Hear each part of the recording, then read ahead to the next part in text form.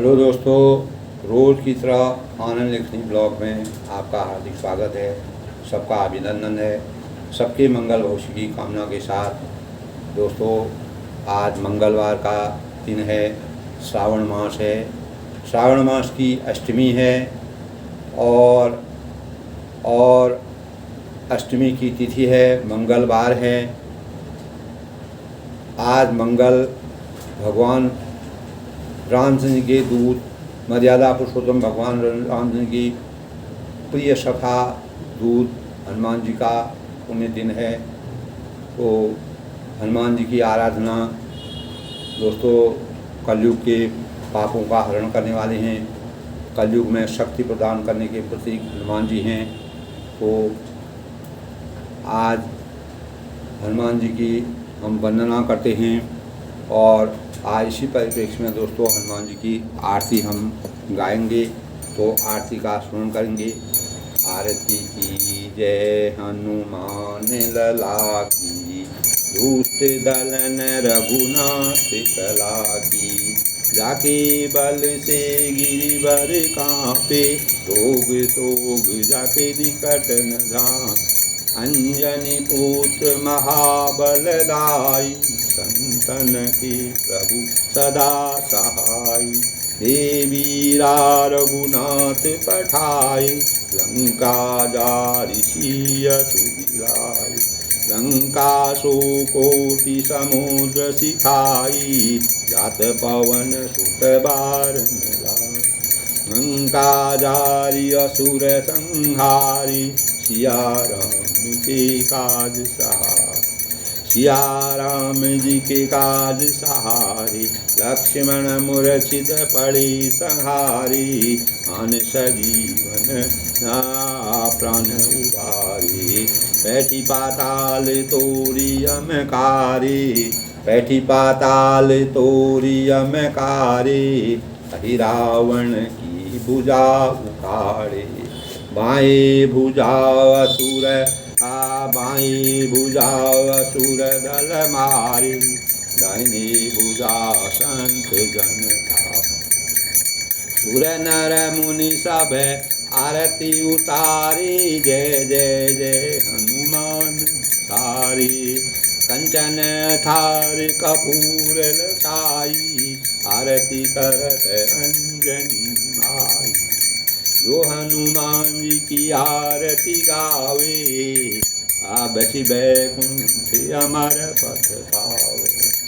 मंगल भवन अमंगल हारी, उमा सहित देहि जपत पुरारी। आरती की जय हनुमान लला की, आरती की जय हनुमान लला की। दुष्ट दलन रघुनाथ कला की। ओम जय बजरंगबली हनुमान की जय। मंगल भवन अमंगल हारी, उमा सहित देहि जपत पुरारी। दीन दयाल विरुद्ध संभारी, हरहु नाथ मम संकट बारी। तो दोस्तों आज हनुमान जी की वंदना हमने की और कल के अंक में दोस्तों हमने अपने तुलसीदास जी ने अपने सभी जितने भी उनके गुण थे अवगुण थे, सब दोषों को का बखान करके भगवान श्री रघुनाथ जी के ऊपर अपना निर्मल सभी प्रकार से निर्मलता से शुद्धता से वर्णन किया और कलयुग के पापों को नष्ट करने वाला उनका जो जीवन था, जो जीवन सभी के मन में चेतना जागृत की। यानी अपने जो भी वो रचना करेंगे उस रचना में उन्होंने जितने प्रकार से भी कहीं कोई किसी प्रकार की त्रुटि होगी, कोई प्रकार की गलती होगी, तो उसके लिए भगवान के गुणगान गाने के लिए अपना मन बनाया और सभी में इस प्रकार के गुणों के भाव प्रकट किए। जाग बलिक जो कथा सुहाई, भरद्वाज मुनि सुनाई। कहिवहुँ सोई संवाद बर कहाँ बखानी, सुनऊ सकल सज्जन सुख मान। यानी मुनि याज्ञवल्क्य जी, जो मुनि याज्ञवल्क्य जी थे, जो सुहावनी कथा मुनि श्रेष्ठ भरद्वाज जी को सुनाई थी, उन्होंने भरद्वाज जी को उन्होंने मुनि याज्ञवल्क्य जी ने कहानी सुनाई थी।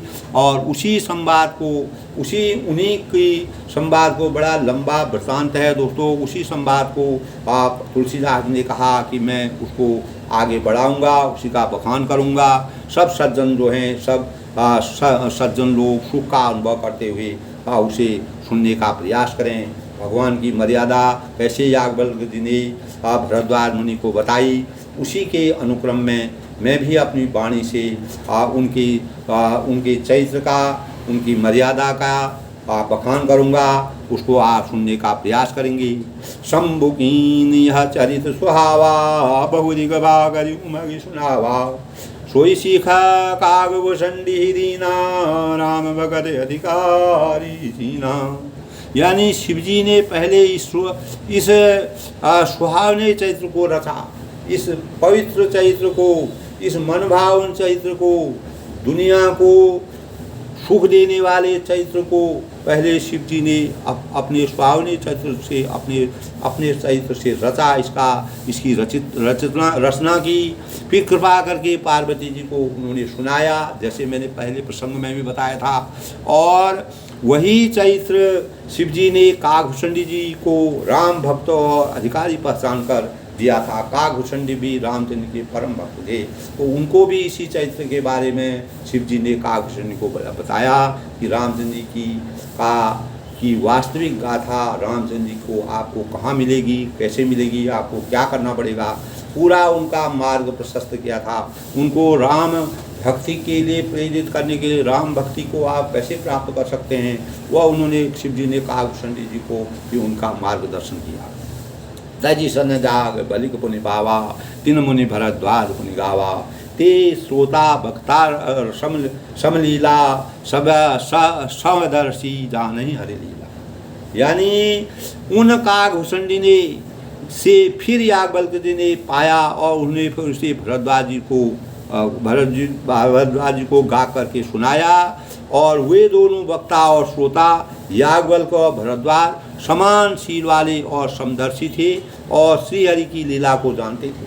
वह उन्होंने भगवान श्री राम जी की वास्तविक रूप का ध्यान वर्णन सब जब विशाल जंगलों में और काफ़ी घने जंगलों में रह कर के उनकी आराध्य देख करके उनकी पूजा पाठ की और उनका स्मरण किया, उनको आराध्य देव में माना। तो काकभूषणी और याज्ञवल्क्य जी ने पहले ही उनके गुणों का गुणगान किया है और भरद्वाज जी को कह के उन्होंने सुनाया।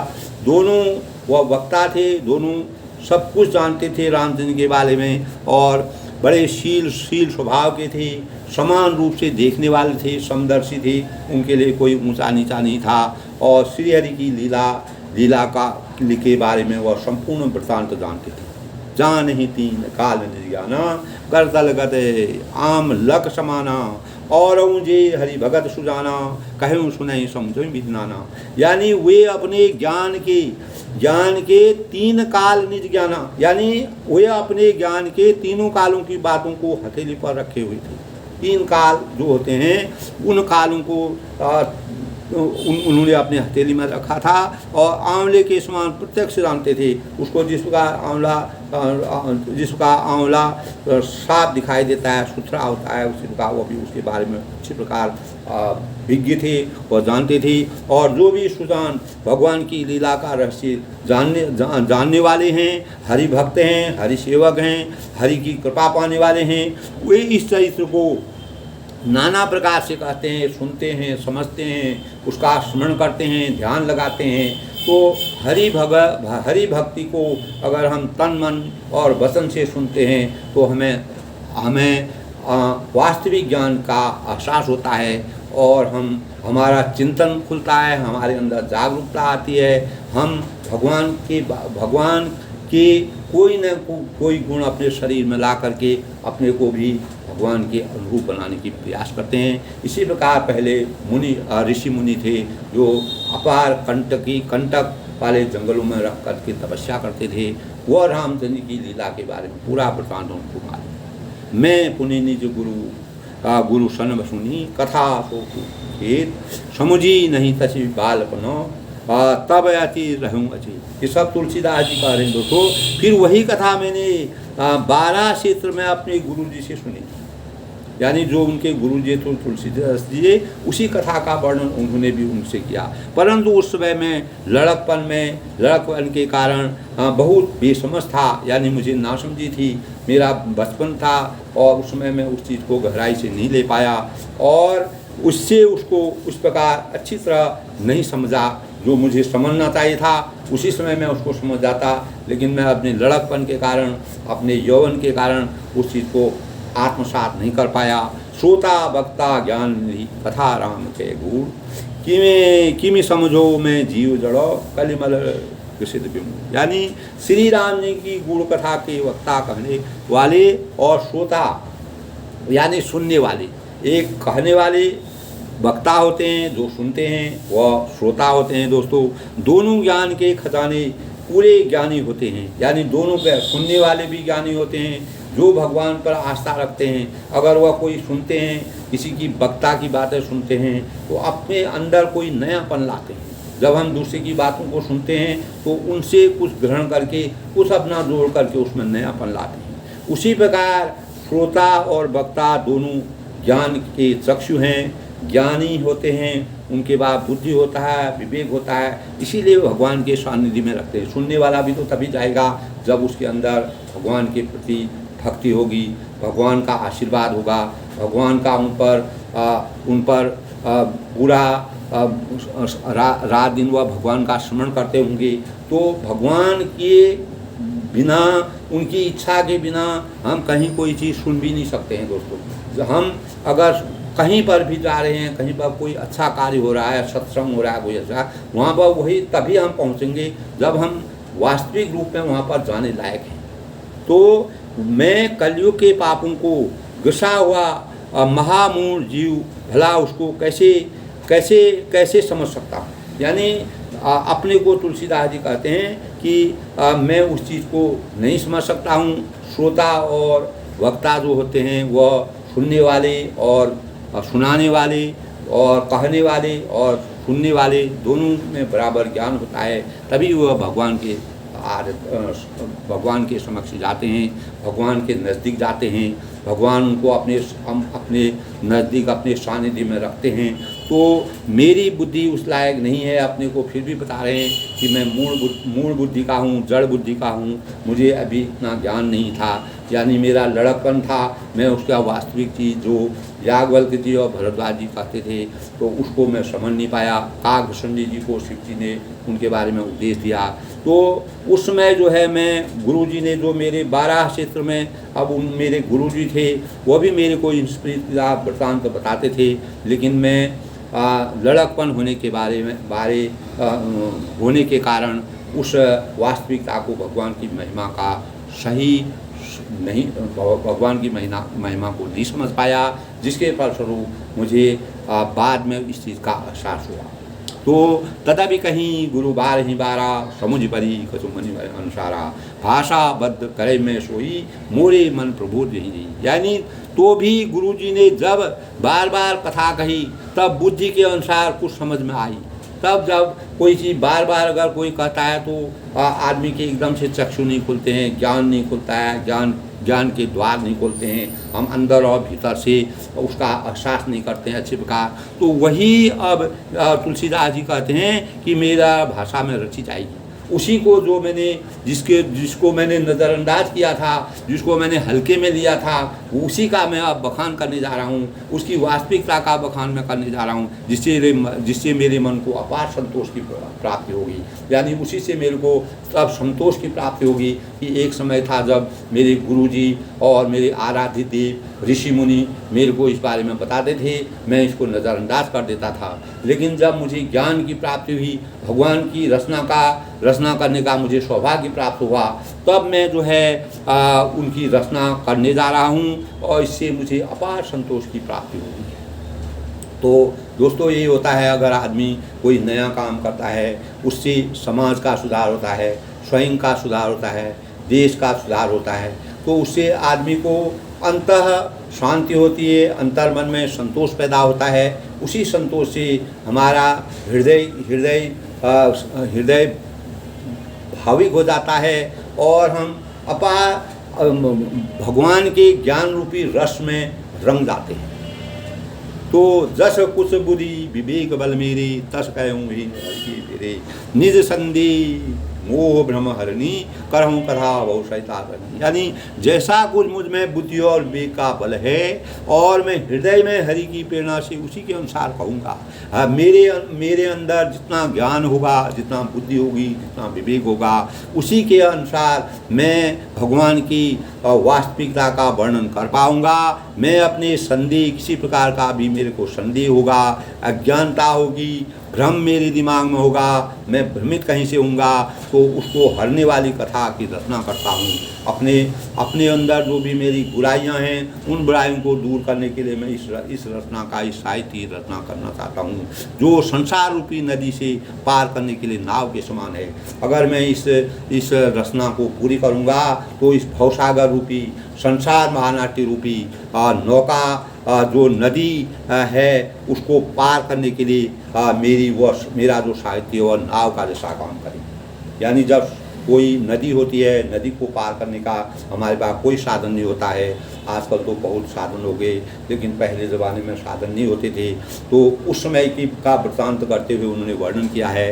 तो नदी को पार करने के लिए हमको नाव की ज़रूरत होती है। वह नाव जो साहित्य, मेरे साहित्य रूपी नाव ही मेरे को इस भवसागर से पार करेगी। राम जन के शरण में मेरे को शरण देगी, उनके सानिध्य में मैं अपने जीवन का उद्धार करूंगा और अनेक प्रकार की अपनी बुराइयों से दूर करके अज्ञान रूपी अंधकार से ज्ञान रूपी प्रकाश की तरफ जाऊंगा।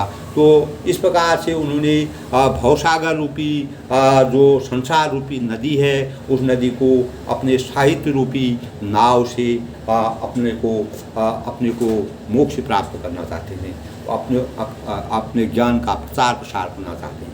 बुध विश्राम सकल जन रंजन, राम कथा कलि कलुष विभंजन, राम कथा कलि पलंग अगन की भरनी, पुण्य विवेक पावक हुंकारनी। यानी राम कथा पंडितों को विश्राम देने वाली है। राम की कथा भगवान पंडितों को, जो सज्जन लोग होते हैं, पंडित का मतलब होता है जो सज्जन होते हैं, जिनको जो ज्ञान के भंडार होते हैं, जिनके पास ज्ञान होता है, चाहे वह किसी जाति धर्म में पैदा हो। ये जाति धर्म मनुष्य ने बनाए हैं, परमात्मा की नज़र में सब बराबर हैं। और तो जो पंडित लोग हैं, पंडित का मतलब है जो सज्जन लोग हैं, जो ज्ञान के पिपासु हैं, जो ज्ञान की वास्तविकता को जानते हैं, उनके शरण में मुझे विश्राम मिलेगा। तब मनुष्यों को प्रसन्न करने वाली और कलयुग के पापों को नाश करने वाली यह कथा होगी। और राम कथा कलयुग रूपी सांप के लिए मोरनी की जैसी होगी। जिस प्रकार कलयुग रूपी इस कलयुग को सांप का प्रतीक माना है और उनकी कथा जो है वह मोरनी का सा काम करती है। मोरनी जब अपनी वास्तविक रूप को दिखाती है तो वह चारों तरफ चमत्कार हो जाता है, वह अपनी आभा मंडल फैलाती है। तो एक वास्तविक ज्ञान का संचार या रूप रंग गुण शील का हमारे मस्तिष्क में आभास हो जाता है। तो सांप, राम कथा कलयुग रूपी सांप के लिए मोरनी के समान है। अगर इस कलयुग में हम राम की कथा की रचना करें, राम की कथा का वृत्तांत करें, राम की कथा को पढ़ें, राम के स्वरूप का मर्यादा को अपने जीवन में चरितार्थ करें, तो निश्चित ही वह हमारे लिए मोरनी के समान काम करेगा। यानी अज्ञान रूपी अंधकार सांप माना है, अज्ञान रूपी प्रकाश मोरनी मानी है। उसके अनुसार अपने जीवन को आगे बढ़ाएंगे। और विवेक रूपी अग्नि, हमारे अंदर एक प्रकार की विवेक रूपी अग्नि पैदा होगी, ज्वाला पैदा होगी, भाव पैदा होंगे। और प्रकट करने के लिए अरुण मंथन की जाने वाली लकड़ी, जिससे हम लकड़ी जलाते हैं तो उससे अग्नि पैदा होती है। अर्थात इस कथा को ज्ञान की प्राप्ति, यही एक कथा है जिससे हमको अपार ज्ञान की प्राप्ति हो सकती है। हम इस भवसागर से पार हो सकते हैं। इस भवसागर से जन्म मृत्यु के चक्कर से निदान पाने के लिए हम राम कथा का अगर वास्तविक रूप से स्मरण करेंगे, निश्चित ही हमारा जीवन सार्थक होगा। हम एक मानव जीवन को अपने जीवन में सार्थक होंगे और अपने जीवन को इस भवसागर से पार करने में समर्थवान होंगे। राम कथा कलि कामद गाई, सुजन सजीवन मूल सहाई, सोई वसुधा तल सुधी तरंगनी, भय भंजन भीग भूंगनी। यानी राम कथा कलयुग में सब मनोरथों को पूर्ण करने वाली कामधेनु गौ है। कामधेनु गौ जिस प्रकार से जितना दूध चाहिए उतना दूध की प्राप्ति होती है, दूध की नदियाँ बहला देती है। राम राज में जो है कामधेनु गाय, राम राज बैठे त्रिलोका भयं सब सुखा। यानी राम राज में सब लोग सुख की प्राप्ति हुई। और कामधेनु जैसी गाय, जितनी दूध की वर्षा करने वाली जो गाय है, वह कलयुग में वह कामधेनु की गाय का काम करेगी, सभी मनोरथों को उनको पूर्ण करेगी। हमको जितनी इच्छा है, हमारी अपेक्षाएं हैं, उनको पूर्ण करने वाली है। सज्जनों के लिए सुंदर संजीवनी की जड़ी है। जो सज्जन लोग हैं, जो भगवान की सानिध्य में रहते हैं, भगवान के नज़दीक रखते हैं, भगवान का स्मरण करते हैं, अपने स्वच्छ विचार रखते हैं, सादा जीवन उच्च विचार की भावना जिसमें होती हैं, सम भाव होते हैं, जो अंदर और बाहर से जिनका शरीर अपना चिंतन अंदर और बाहर से समान रूप से सोचते हैं, एक मन के होते हैं, वह जो है वह यह राम कथा उन सज्जनों के लिए संजीवनी का काम करेंगी। जिसका लक्ष्मण जी को सुसेन वैद्य के द्वारा संजीवनी बूटी ला करके सुसेन वैद्य जी ने संजीवनी बूटी ला करके हनुमान जी जब उनको लाए थे पूरा पर्वत उखाड़ करके, तब उन्होंने संजीवनी बूटी को दिया। वही संजीवनी बूटी जिसके मात्र एक रत्ती भर खाने से, उस बूटी को खाने से लक्ष्मण जी जाग गई, उनकी मूर्छा खत्म हो गई, उनमें जीवन दान आ गया। तो वह कलयुग में जितने भी सज्जन हैं, जितने भी अच्छे लोग हैं, उनके लिए भगवान रामचंद्र की कथा, भगवान राम जी का स्मरण, भगवान रामचंद्र जी का सानिध्य संजीवनी बूटी के समान है। पृथ्वी पर यही अमृत की नदी है। अगर इस संसार में अमृत रूपी नदी कहते हैं, नदी जब समुद्र मंथन किया गया तो अमृत और बीज दोनों निकला। तो जो भी रामचंद्र जी की कथा सुनेंगे, वह हमारे लिए अमृत की नदी के समान का एहसास होगा। यानी उसके जल में अमृत की जो जल होगा, उससे हम अमरता को प्राप्त करेंगे। यानी जन्म मरण रूपी जो भय हमको है, जो उसका नाश हो जाएगा, वो हमारे के लिए समाप्त हो जाएगा। और भ्रम रूपी मेढकों को खाने के लिए सर्पणी के समान है। जो भ्रम रूपी मेढक हैं, जो अज्ञान रूपी अंधकार में डूबे हुए हैं, जो भगवान के बारे में अनेक प्रकार की किंवदंतियाँ करते हैं, नास्तिकता के से भरे हुए हैं, जिनके अंदर भगवान के प्रति सदा भाव नहीं है, भगवान के प्रति आचार भाव नहीं है, मर्यादा के अनुसार चलने का मर्यादा के अनुसार नहीं चल पाते हैं। तो वे इस भ्रम रूपी मेढक के समान हैं। जब मेढक भ्रमित होता है, वह पानी है नहीं है, बरसात में मेढक बोलता है, और जब पानी खत्म हो जाता है तो बोलना बंद, यानी उसको संकोच होता है। और उन्हीं भ्रम रूपी मेढकों को सर्पणी जब सांप उसको खा देता है, तो उसी प्रकार जितने भी अत्याचारी, व्यभिचारी और दुराचारी और असज्जन लोग हैं, जो संतों को परेशान करते हैं, अपने वैभव को, अपने वर्चस्व का प्रभाव करके सज्जनों को परेशान करते हैं, उस प्रकार के लोगों की गणना जो है तो भ्रम रूपी मेढक हैं। वो इस कलयुग में भी वह भ्रम रूपी मेढक का काम करते हैं। और उनको खाने के लिए सर्पणी है, जो रामचंद्र जी का ध्यान करेगा, रामचंद्र जी की जिसमें सही आस्था होगी, और जो राम का नाम अंदर और बाहर से सम रूप में लेगा, जिसमें ज्ञान का अपार भंडार होगा, जो अपने ज्ञान से काम करेगा, जो कभी किसी को परेशान नहीं करेगा, जिसका जीवन सादा जीवन उच्च विचार की भावना होगी, तो वह जो है वह राम नाम की मैं उनकी रचना कर रहा हूँ और उनके जीवन का प्रदान कर रहा हूँ। तो वह हमारे लिए इस कलयुग में मनोवांछित फल देने वाला है, उससे हमारा जीवन सार्थक होने वाला है। तो मैं कलयुग के जितने भी पाप हैं और जन्म मरण के भय से हमको सदा के लिए निदान मिलेगा। हम जन्म मरण के चक्कर से छुटकारा पाएंगे। इसीलिए मैं इस साहित्य की रचना कर रहा हूँ और इस साहित्य में अनेक लोगों के लिए यह कल्याणकारी होगा। जो सज्जन हैं, जो शील स्वभाव जिनका अच्छा है, जो संसार का हित करने वाले हैं, जो देश का मान बढ़ाने वाले हैं, जो भावी पीढ़ी को ऊंची पायदान पर ले जाने वाले हैं, उनके लिए ये जो है भ्रम रूपी मेढकों को सर्पणी की तरह खा जाएंगे और वह जो है हमेशा के लिए समाप्त हो जाएंगे और इस संसार में सज्जनों का वास होगा। उसी से हमारा जीवन चक्र आगे बढ़ेगा। यानी हमको वास्तविक ज्ञान की प्राप्ति होगी तो निश्चित ही हम अगले जन्म में भी जन्म मरण के चक्कर से निदान पाएंगे। असुरसेन सम नरक निकंदिनी साधु विबुध कुल हित गिरिनंदिन संत समाज पयोनिरमासी विश्वभार भर अचल समास। यानी यह राम कथा असुरों की सेना के समान, असुरों की सेना के नरकों का नाश करने वाली है।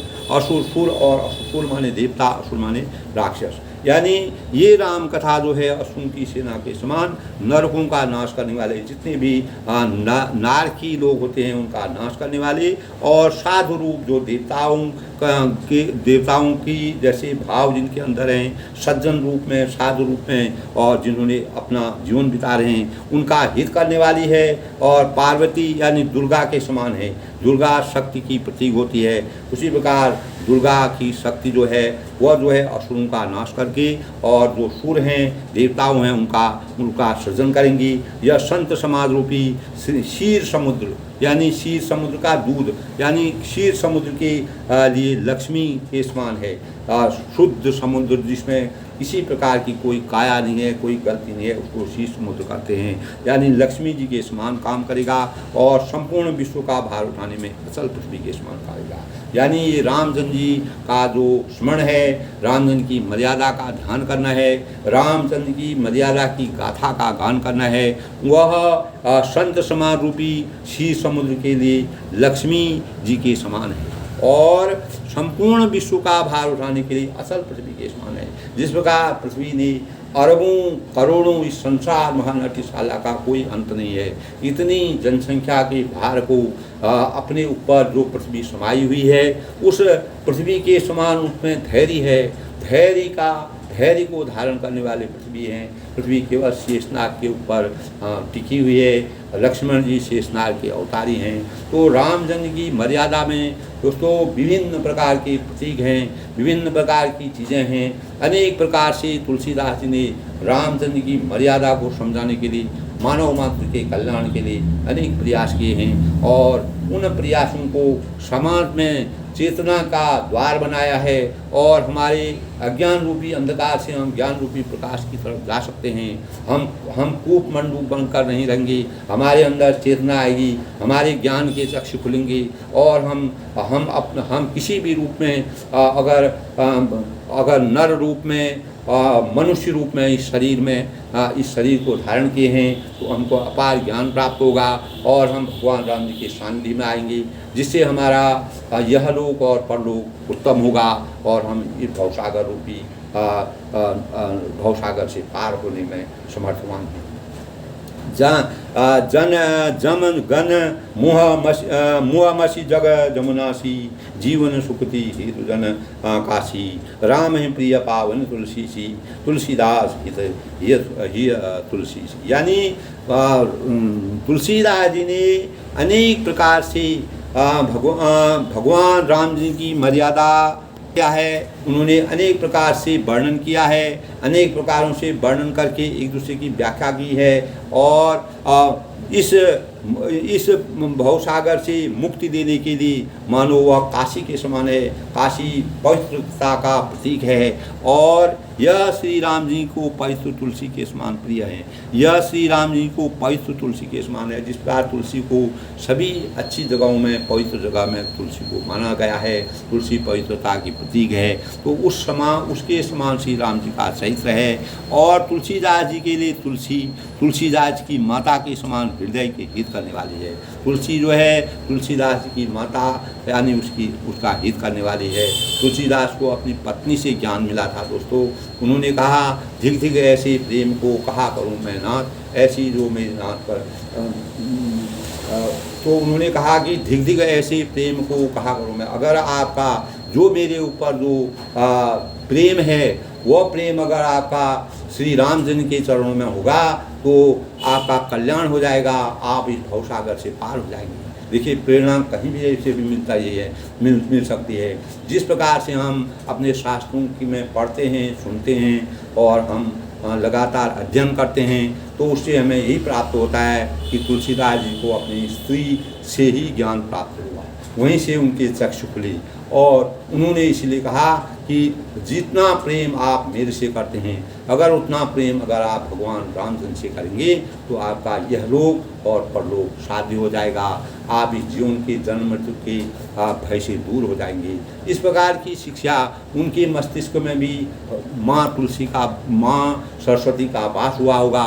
इसलिए उन्होंने इस अपने ज्ञान का अपनी बात कही और वही बात उनके जीवन में चरितार्थ हो गई और तुलसीदास जी ने इतने बड़े रामचरितमानस की रचना करना शुरू कर दिया। दोस्तों, शिव प्रिय में कल शैल सुतासी, सकल सिद्ध सुख संपत्ति राशि, सद्गुण सुरगुण अम्बादिशी, रघुबर भक्ति प्रेम परमिति। यानी वह राम कथा, यह राम कथा शिव जी को नर्मदा के समान प्यारी है। नर्मदा नदी जो है शिव जी को खुद ही प्यारी लगती थी, यानी शिव जी उसी में नर्मदा नदी में जाते अपना वास करते थे।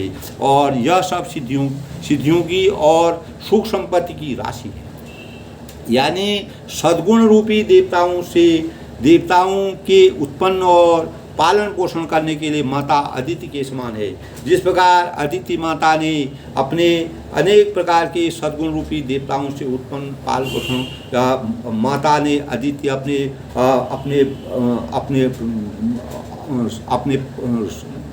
पुत्रों को पालन पोषण किया, उसी प्रकार से सद्गुण रूपी देवताओं से उत्पन्न होने वाली और पालन पोषण करने के लिए माता अदिति के समान अदिति ने जो है अपने बच्चों का इस प्रकार से पालन पोषण किया। वही उन्हीं को साक्षी रखते हुए भगवान राम श्री रघुनाथ जी की भक्ति और प्रेम की परम सीमासी है। यानी भगवान श्री राम जी की अनेक प्रकार से उनके रचना करने के उन्होंने अनेक स्वरूप निकाले हैं, अनेक प्रकार से उनकी गणना की है, अनेक प्रकार से उनकी तुलना की है। इसी तुलनात्मक अध्ययन से उन्होंने अपने साहित्य को आगे बढ़ाया और उन्होंने अनेक प्रकार के प्रसंग ऐसे बताए जिससे वास्तव में वह साहित्य में एक साकारता पैदा होने की यह राम कथा शिव जी को जिस प्रकार नर्मदा नदी प्यारी थी, उसी प्रकार राम की कथा जो है इसी प्रकार प्यारी है।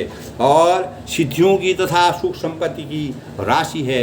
ये जितनी भी सिद्धियां होती हैं उन सिद्धियों और हमारे अंदर जो सुख संपदा का हम एहसास करते हैं, हम लालसा करते हैं, हम अभिरुचि रखते हैं कि हमको सुख संपदा प्राप्त हो, तो सद्गुण रूपी देवताओं की से उत्पन्न जो भी सद्गुण रूपी देवता थे उनसे उत्पन्न और पालन पोषण करने के लिए माता अदिति के समान है। अर्थात श्री रघुनाथ जी भक्ति और प्रेम की परम सीमासी हैं। यानी जो भी हम भक्ति करते हैं, प्रेम करते हैं, आपस में मिलते हैं, आचार विचार संहिता रखते हैं, अपनी मर्यादा का संयम से अनुपालन करने की चेष्टा करते हैं, वह सज्जनों की गिनती में आते हैं। तो वही उसी चरित्र का जो इतने बड़े उपमानों से उनको इंगित किया गया है, तो उन्हीं रामचंद्र जी की मैं रचना कर रहा हूँ, उन्हीं रामचंद्र जी को मैं इतनी प्रकार से तुलना करके मैं रामचंद्र जी के सानिध्य में जाने के लिए उनके साहित्य की रचना कर रहा हूँ। राम कथा मंदाकिनी। तो रामचंद्र जी की कथा का उन्होंने सुंदर वर्णन करते हुए कहा है कि रामचंद्र जी की कथा में कितना रस है, कितना भाव है, कितना माधुर्य है, कितना अनोखापन है। और राम कथा मंदाकिनी चित्रकूट चित्रा तुलसी सुभग स्नेह बनो सिय रघुबीर बिहार। यानी तुलसीदास जी कहते हैं कि राम कथा मंदाकिनी नदी है। जिस प्रकार मंदाकिनी नदी बहुत बड़ी बात है दोस्तों, जिस प्रकार मंदाकिनी नदी में रामचंद्र जी रात दिन रहते थे, मंदाकिनी नदी के किनारे रहते थे, वहीं स्नान करते थे। तो तुलसीदास जी के कहते हैं कि राम कथा मंदाकिनी नदी के समान है, सुंदर और निर्मल है, जिसका जल साफ सुथरा है और जिसमें कोई गंदगी नहीं है। और चित्रकूट यानी निर्मल चित्त यानी हमारे हृदय को निर्मल करने वाली, स्वच्छ करने वाली और सुंदर स्नेह की बन सुंदर स्नेह ही बन है। यानी जो हमारा इस प्रकार से जो बन है वही हमारा जो उनका स्नेह है, वही हमारा जो बन है। इसमें सीता जी, जिस बन में सीता जी विहार करती हैं वह हमारे लिए, हमारे चित्त को आनंदित करने वाला है।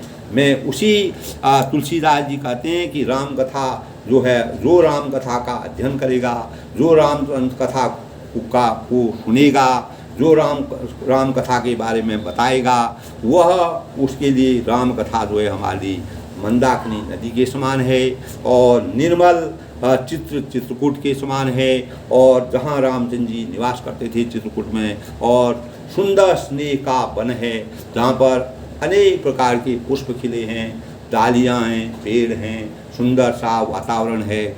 ऐसे सौंदर्यमय वातावरण के समान है जिसमें सीता जी, जिस वन में माँ सीता जी वास करती थी। मैं वही तुलसीदास जी जो हैं इस प्रकार के भावों से भगवान राम जी की आराध्य देव की साहित्य की रचना करके अपने को इहलोक और परलोक से पार करना चाहते थे, यानी भवसागर के बंधनों से अपने को मुक्ति चाहते थे। इसीलिए उन्होंने संपूर्ण मानव समाज को इस प्रकार के साहित्य का सुंदर सा वर्णन करके हमारे सामने रखा, जो आज भी चिरकाल तक हमारे जीवन में आने वाले जो भी मानव मात्र होगा वह उनके लिए चरितार्थ रहेगा, उनका जीवन उज्जवल करेगा और हमें सार्थकता के बीज हमारे जीवन में बोएगा। और हम अपनी मर्यादा से कभी हटेंगे नहीं, एक मर्यादा के अनुसार अपने जीवन यापन करने की सोचेंगे। दोस्तों, आज के प्रकरण में बस इतना ही। मैं किसी दूसरे वीडियो के साथ आपको फिर मिलूँगा। यदि आपको दोस्तों, जैसे कि तुलसीदास जी ने अनेक प्रकार से रामचंद्र जी की मर्यादा का वर्णन किया, अनेक प्रसंग दिए, उन्हीं प्रसंगों में मैंने संपूर्ण वर्णन किया, अनेक प्रकार का तुलनात्मक अध्ययन किया। उसी प्रकार रामचंद्र की महिमा अपरंपार है। वह जो है हमारे लिए पवित्र नदी के समान है। हमारे ज्ञान की चक्षुओं को खोलने की और जागृत करने के लिए, हमारी चेतना को खोलने के लिए सुंदर से द्वार हैं। अगर उन द्वार के, यानी उन्होंने अपने को इस भवसागर रूपी अज्ञान रूपी अंधकार से पार पाने के लिए राम भक्ति को सबसे श्रेय कर माना और अनेक प्रकार की नदियों से, अनेक प्रकार के वनों से, अनेक प्रकार के सुंदर से आभामयी उनसे उनका अपना चित्रण किया है। दोस्तों, यदि आपको आज के भाव अच्छे लगे, अधिक से अधिक लोग सुनें, समझें, भगवान राम जी के प्रति अपना मन बनाएं और भगवान के प्रति कुछ न कुछ नया सीखें और भगवान राम जी के सानिध्य में रहें, अच्छी बातें सुनें, अच्छी पुस्तकें पढ़ें और इसी से हमारा ज्ञान का सृजन होगा। हम अपने आने वाली पीढ़ी को अच्छे संस्कार तभी दे सकते हैं जब हम अच्छी चीज़ों को पढ़ करके सुंदर चीज़ों को पढ़ करके अच्छा ज्ञान प्रेरणा की चीज़ों को अपने जीवन में आधार बना करके उनको आगे तक ले जा सकते हैं। इसी से हमारा जीवन साकार हो सकता है, हम ऊंचे सफलता की ओर बढ़ सकते हैं, अपने जीवन को शांत प्रिय ढंग से बिताने में सक्षम हो सकते हैं। और यह अगर हमारा तन मन और वचन से हम भगवान को चाहेंगे, अंदर और भीतर से संभाव बनाएंगे और अनेक प्रकार के जो अच्छे चरित्र के उपासक हैं उनका ध्यान लगाएंगे, उनके अनुसार अपने को बनाने की चेष्टा करेंगे, निश्चित ही हमारा कल्याण संभव है। मानव जीवन में अनेक प्रकार की कठिनाइयाँ होती हैं, लेकिन उन कठिनाइयों का समाधान करने का रास्ता केवल रामचरितमानस का गुणगान करना है।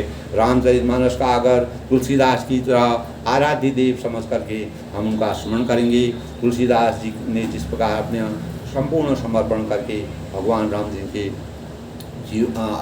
में अर्पण कर दिया था, उसी प्रकार हमको भी अपने आप को भगवान राम को साक्षी समझते हुए किसी भी कार्य को शुरुआत करनी चाहिए, किसी भी कार्य को करना चाहिए, उसकी बुराई और अच्छाइयों को ध्यान में रखते हुए अपने कार्यों के लक्ष्यों को बनाना चाहिए और भगवान का स्मरण करके कार्य की शुरुआत करनी चाहिए। इन्हीं कामनाओं के साथ बड़ों को मेरा नमस्कार, छोटों को मेरा आशीर्वाद। आज मंगलवार के शुभ अवसर पर भगवान रामचंद्र के दूत श्री हनुमान जी का हम ध्यान करते हैं। हनुमान जी का सब पर आशीर्वाद बने रहे, श्री रामचंद्र जी का आशीर्वाद बना रहे। मंगल भवन अमंगलहारी, उमा सहित जगत गुरारी, दीन दयाल विसंवारी, हरहुनाथ शंकर बारी। सबको मेरा नमस्कार, सबको धन्यवाद।